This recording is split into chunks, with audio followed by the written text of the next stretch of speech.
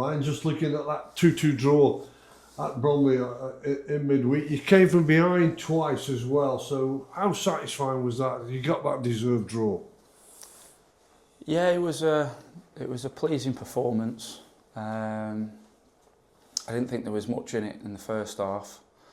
I thought we had some good control of the football, but never really looked like a goal threat. And then we just made a mistake when we were trying to build, got caught on the ball, and then got punished. And that's what good sides do. You give them opportunities and they'll punish you. So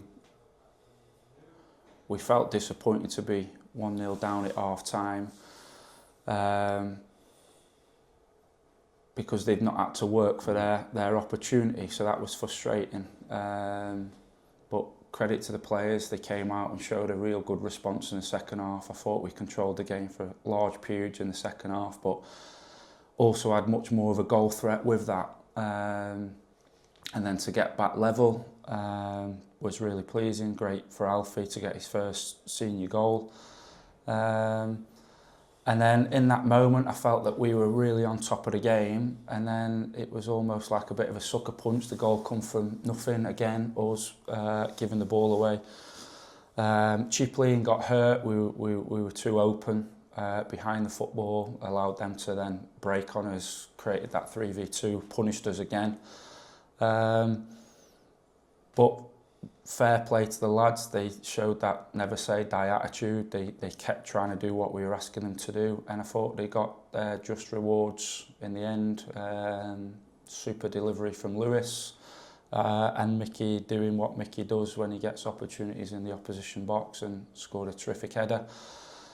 So the way that the game went, it was pleasing to come away with something. We felt we deserved something from the game. So overall, yeah, not too bad of a performance. And as the assistant manager, and as long with the rest of the coaches and the managers, well, when you get a result like that, you know, you're playing top of the table, it's late in the game, it looks like you're coming away with nothing, but you have. What does it do for you going forward? I think it just gives everybody that bit of a boost, that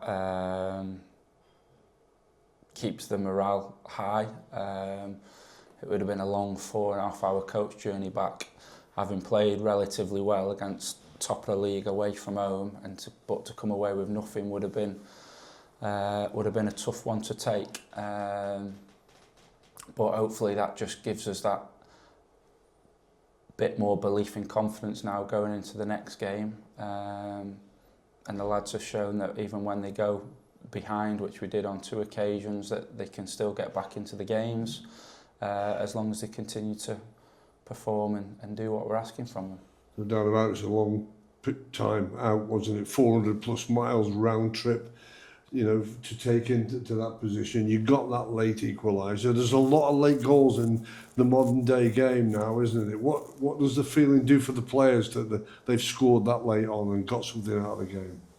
Yeah, I think we've had it both ways, haven't we? We've had it where we've been on the other end of that, and it really deflates you. It then sometimes feels like a loss. We had it at Harrogate at home. They scored in the 93rd minute, which ended up drawing the game.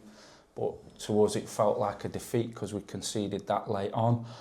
So I suppose the flip side of that is when you manage to get on the right end of that, especially when you're playing a team that are doing ever so well at the top of the league, it feels more than just a point. And hopefully the boys can take that second half performance in particular and that belief of scoring that late goal and coming away with something, they can take that now into Saturday.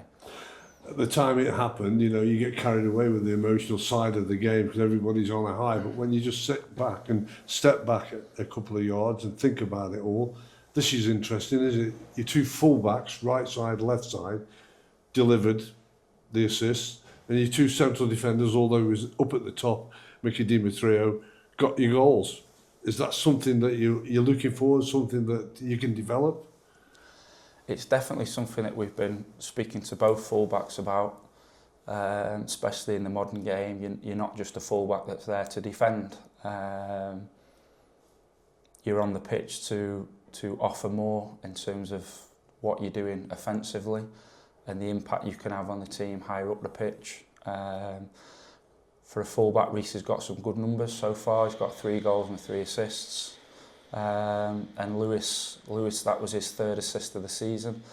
And that's part of the game for Lewis to go on and progress, and if he wants to play higher up the pyramid, that's something that he's got to add to his game. He's technically an excellent player,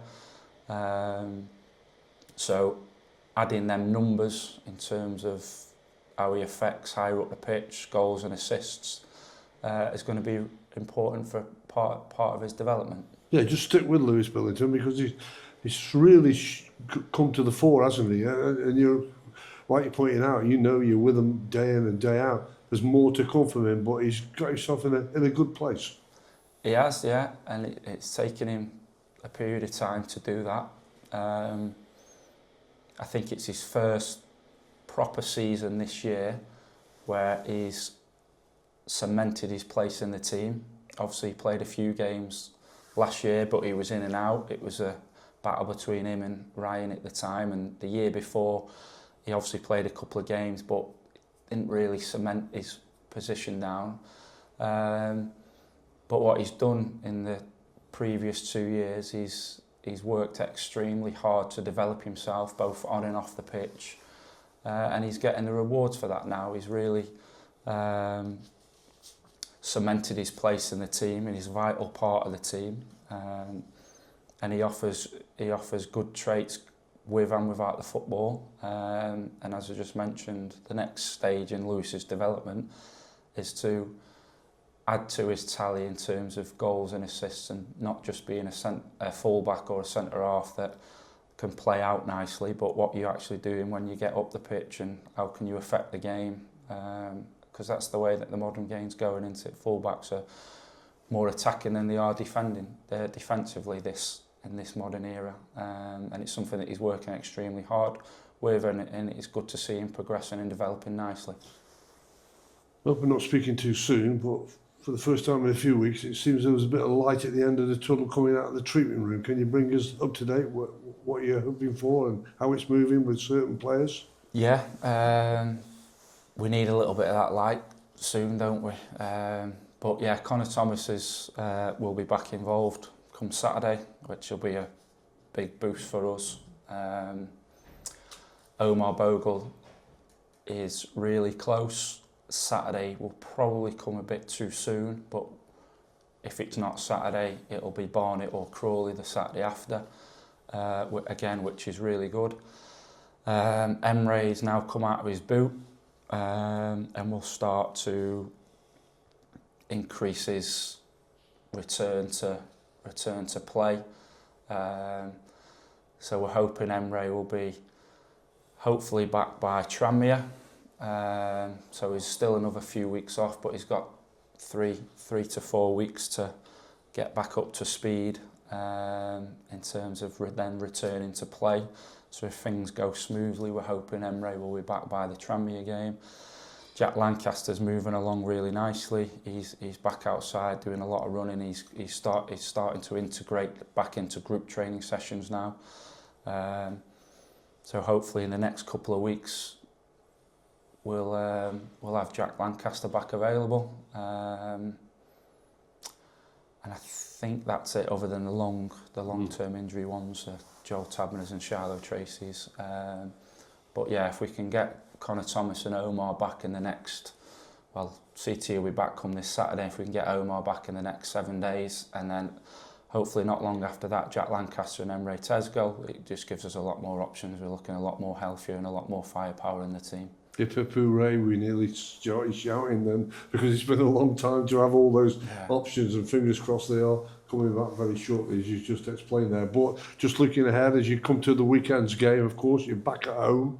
You're 8 unbeaten at home. There's been a few draws in there, but it's important that momentum continues. Yeah, absolutely. And what we've got to do, we've got to try and stay in and around that chasing pack at the moment. And if we can do that, as then the likes of players that I've just mentioned start to return, we can give it a real good push towards the closing stages of the season. But it's important we keep picking points up at home, and we keep that momentum going at home. We've performed relatively well in most of our home games, and we seem to be scoring goals, quite a lot of goals at home. So it's important we hopefully can continue that going on to Saturday, especially against a team that we're in and around at the moment. So yeah, hopefully we can achieve that. Yeah, they're coming. They've been off the back of a good run. I know they've beaten midweek. I think that was the first defeat in 7. But as you just pointed out there, they're close to you in the table. It's down to you to impose yourself on the game to try and leapfrog them in the league position. Absolutely, yeah. They've been on a really good run. They've had some really good results of late. I think that was the first defeat since the turn of the year, but they've had a really good, strong January so far in terms of picking points up against decent opposition as well. So we know that we're in for a tough game. They're a good team. We were probably fortunate to get anything when we played them away at their place earlier on in the season. So we know what we're up against. We know it's going to be a difficult task, but all our focus is about us and what we can do, and how we can impose ourselves on them, and hopefully then come away with a positive result.